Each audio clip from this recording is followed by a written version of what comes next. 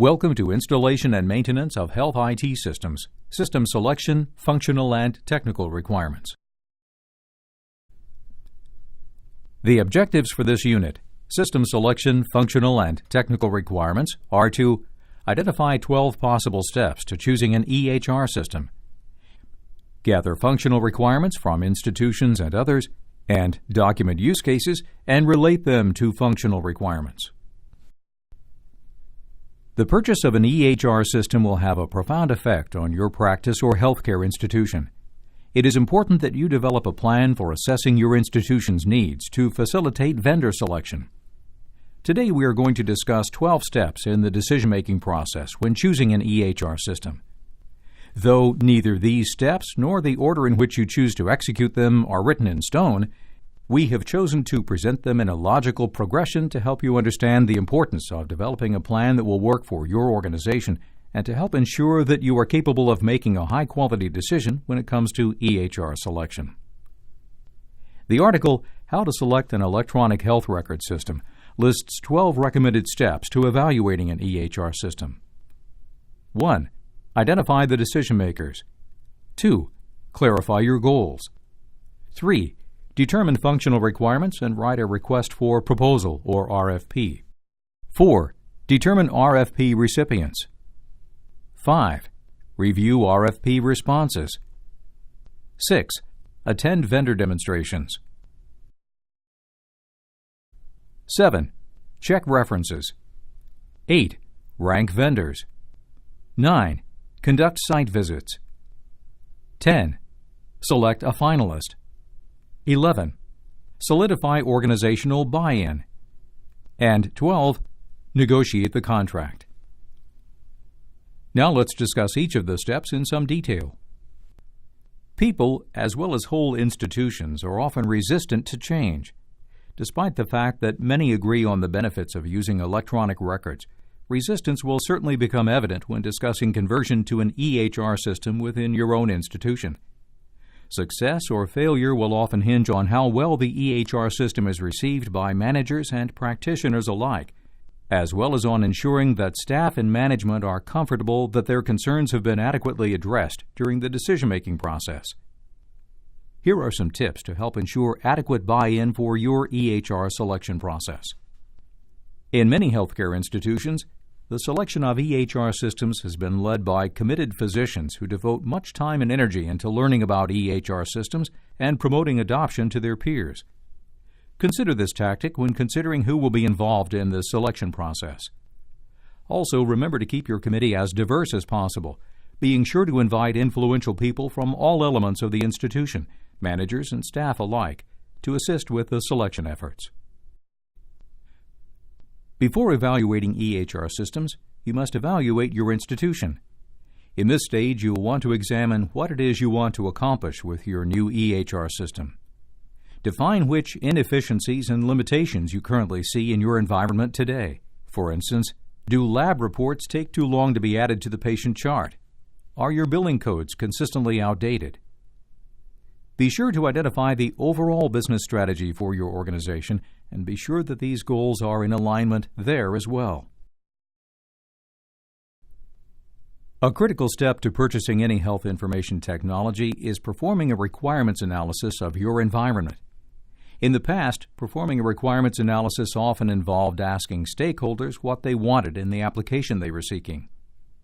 For clinical information systems, this process has not worked well, primarily because most stakeholders simply have not been exposed to these systems adequately to understand their overall potential and possible limitations, often resulting in assessments with minimal functionality or unrealistic expectations.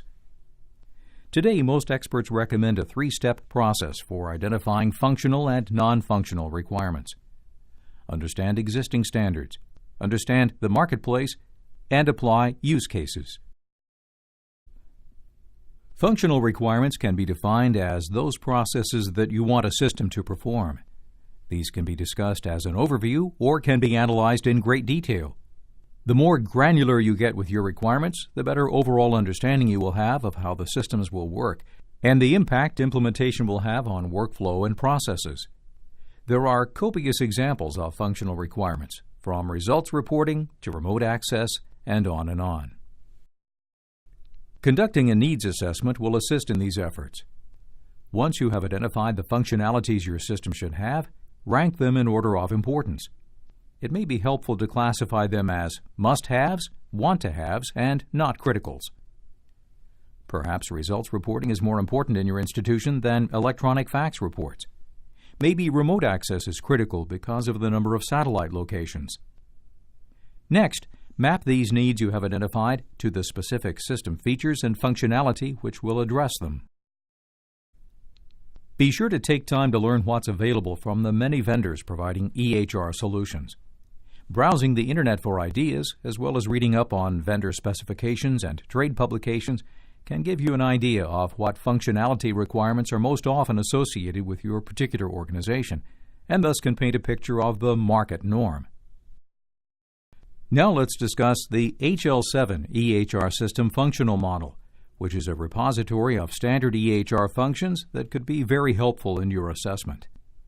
HL7, which stands for Health Level 7, is an all-volunteer non-profit organization involved in the development of international healthcare standards for storing and exchanging clinical and administrative data. The February 2007 version of the functional model contains more than 160 functions, which form a superset of possible EHR functions, more than any one system is likely to need. Subsets of these functions, called functional profiles, are then created and described for use in specific healthcare settings, such as behavioral health, child health, and emergency department. Each functional statement has corresponding conformance criteria, which provide more detail about how the system can carry out the task. Healthcare organizations can use this model to help generate their EHR requirements. The following steps provide a good start in taking advantage of the functional model as a tool. Learn the keywords used in developing criteria.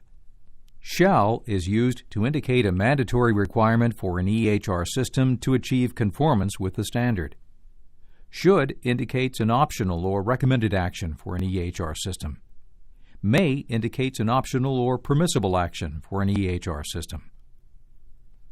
Learn to read the model. Understand that there are over 160 functions divided into 3 sections: direct care, supportive, information infrastructure, and that it is represented as a hierarchical list. Lastly, review the model, particularly a relevant functional profile if available, and select sections relevant to your particular healthcare setting. Then evaluate each of these functions to determine relevance to your organization. Let's look at an example of an HL7 functional statement and its related conformance criteria. The functional statement says the system provides patient data in a manner that meets local requirements for de-identification.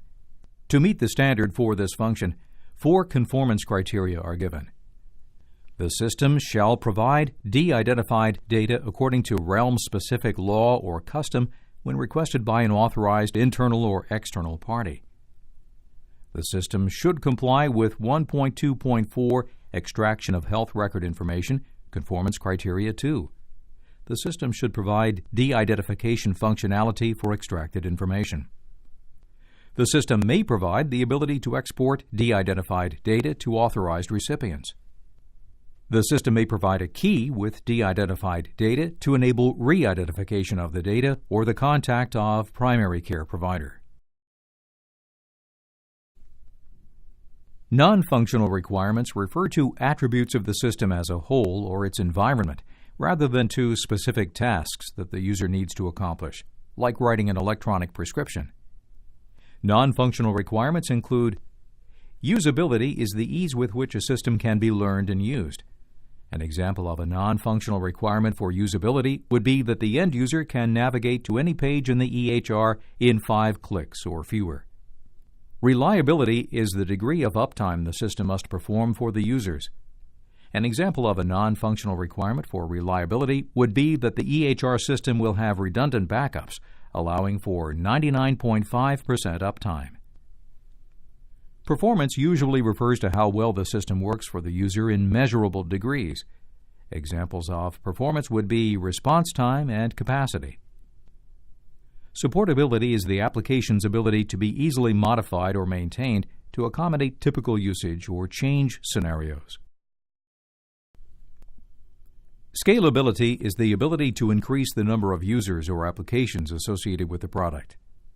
System requirements would include minimum and recommended required operating systems, commercial-grade software development tools, specific hardware or platform requirements, and any environmental requirements, such as redundant environmental controls.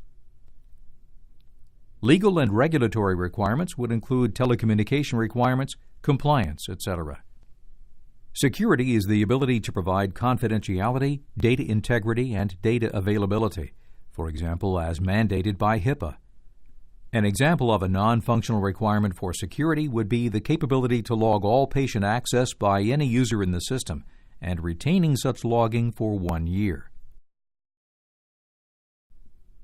A use case is a technique for documenting the potential requirements of a new system or any type of system change. Each use case provides one or more scenarios that explain how the system should interact with the end user or another system component to achieve a specific goal or function. Use cases are usually written in simple terms and focus on how workflow processes correspond with system or application processes to accomplish the goal. As an example, here is a use case scenario for writing a prescription for a patient before an EHR is available. The analyst gathers this information from interviews, observations, or any combination of the two. First, Joe pulls out his prescription pad and pen. Next, Joe consults with a pocket drug reference to check the usual dosage. Then Joe glances at Jane's allergy list to make sure she is not allergic to the new medication.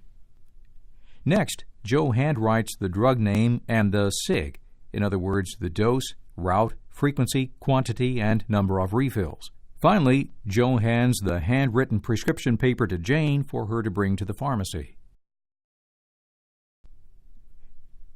Now this use case describes the same task with an EHR, also known as e-prescribing. First, Joe activates the e-prescribing module within the EHR.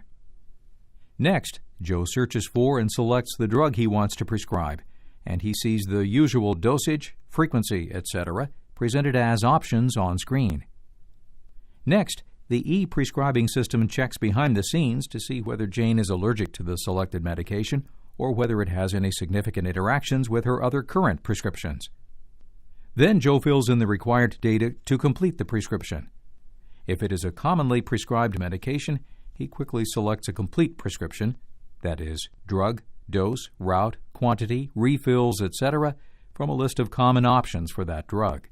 Finally, Joe asks Jane from which pharmacy she would prefer to pick up the medication, selects that pharmacy in the system, transmits the e-prescription, and tells Jane it should be available for pickup shortly. As you can see from comparing the tables, the analyst expects to see significant improvement in this process once the EHR system has been installed. The analyst will use this scenario to compare performance ratios with each of the EHR vendors. There could be dozens of use cases to consider when choosing a new EHR system before it is all said and done.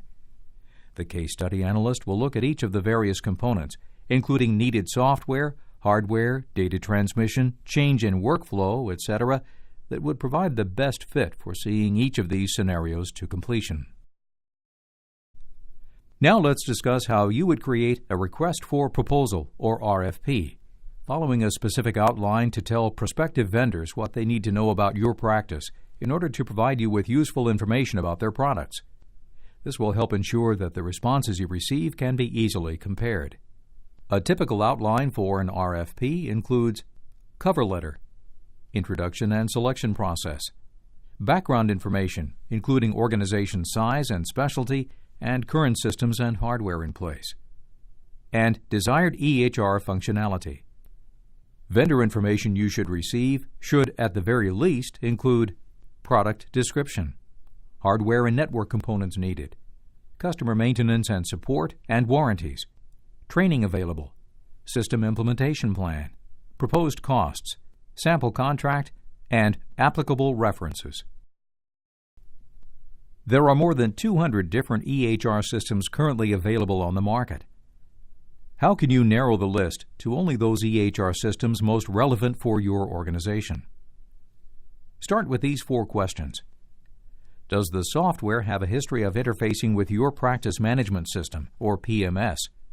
To work effectively, your PMS, which generally performs operational functions such as patient scheduling, billing, and reporting, and the EHR must be able to share data. This is typically done through a software interface. Building, maintaining, and updating an interface requires the cooperation of personnel from both companies. Be sure that these 2 systems can talk to each other with a minimal amount of customization. Is the EHR typically marketed to practices of your size? EHR vendors typically market their systems to one of 3 scales: small practices with 1 to 15 providers, medium-sized practices with 10 to 99 providers, or large practices with 100 or more providers. Does the EHR have favorable published ratings?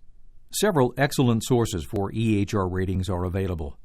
In 2003, for example, the American College of Rheumatology, in conjunction with the Aurora Consulting Group, evaluated EHRs in small practices. Also, trade shows such as Healthcare Information and Management Systems Society, or HIMSS, or Towards an Electronic Patient Record, or TEPR, can provide opportunities to see vendors' wares and glean knowledge from showgoers. Does the EHR meet your organization's functionality needs? Will the EHR adequately address all or most of the goals and functionality requirements you are looking to address with your new EHR system? Compare each system to your checklist and rankings and determine which one should receive an RFP. Now that you have received responses to your RFP, take 1 or 2 sessions as a committee to review the proposals and select the best candidates based on your criteria. Next, set up vendor demonstrations with each of your contenders. Prepare a couple of patient scenarios for them to document and use a standardized rating form. Use the same approach with each vendor to ensure consistent ratings. Check at least 3 references for every vendor that is still in the running. Ideally, references should include 1 or more physician users, an information technology, IT person, and a senior management person. The vendor will provide you with a list of references. Note that these are likely the vendor's happiest customers, and they may even be financially rewarded for talking to you. For example, discounts on service fees or individual rewards. So be skeptical. Nonetheless, these folks can be very informative and honest in our experience. If you know a person or group not on the vendor's reference list who has used their product, call them too. Have a prepared list of questions for these phone calls.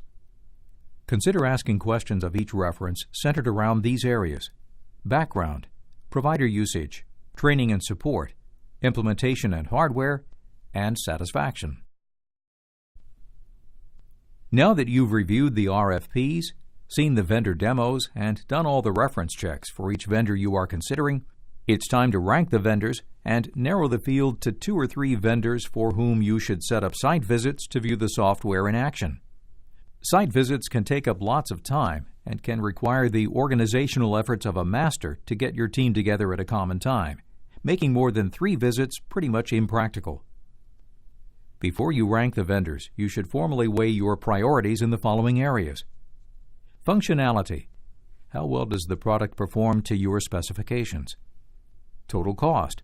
How much will the product cost, including all the needed hardware, software, technical support, etc.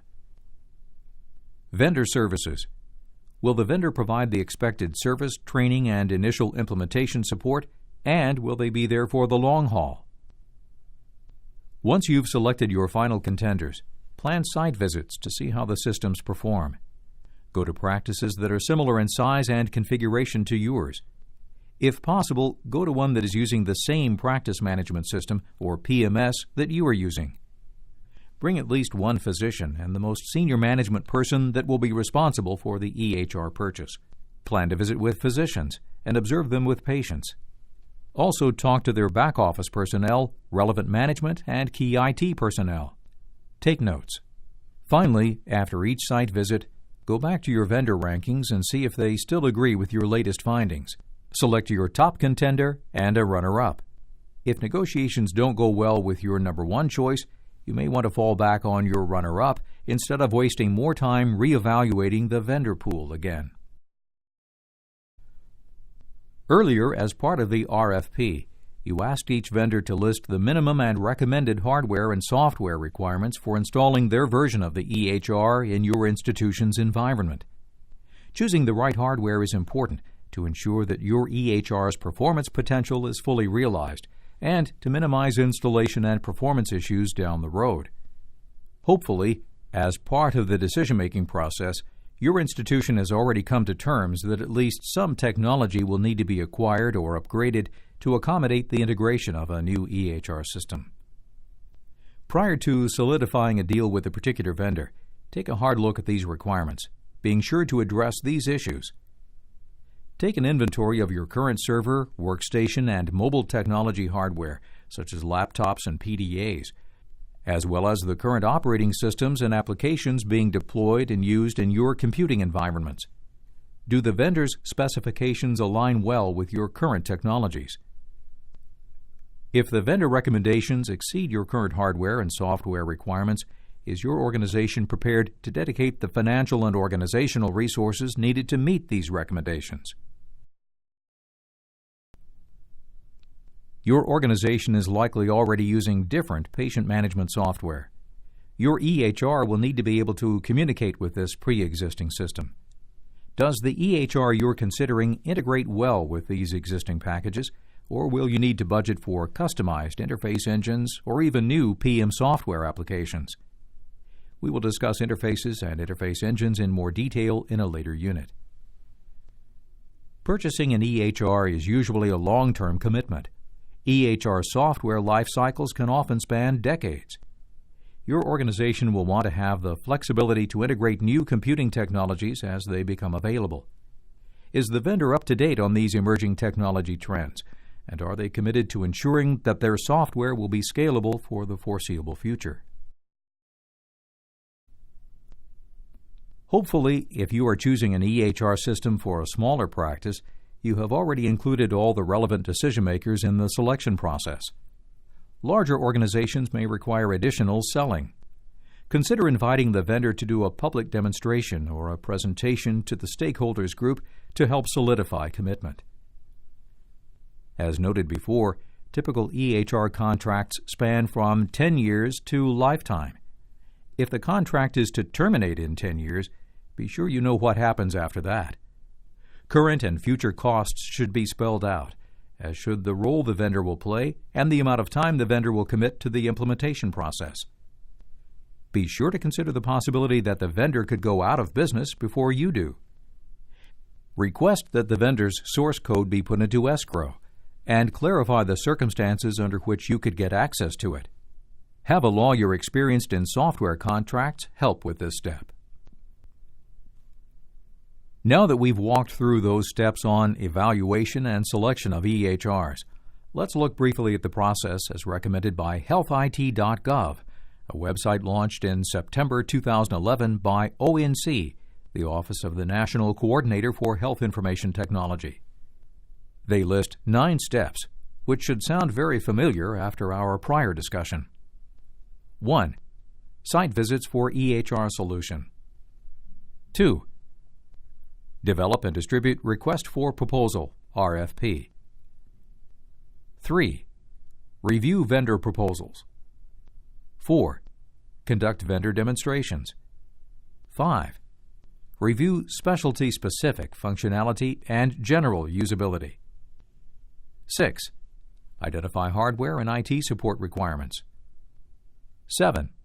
Rank EHRs and compare functionality, usability, and pricing. 8. Negotiate contract and licensing agreements. And 9. Purchase an EHR solution.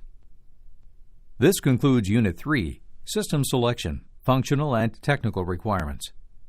In summary, it is important to follow a stepwise method carefully in evaluating and selecting an EHR, and we have walked through 12 such steps from the informatics literature and looked at the 9 similar steps recommended by the federal government. You should determine and prioritize your functional requirements using various sources, including the HL7 functional model, and create use cases to help determine and illustrate those requirements.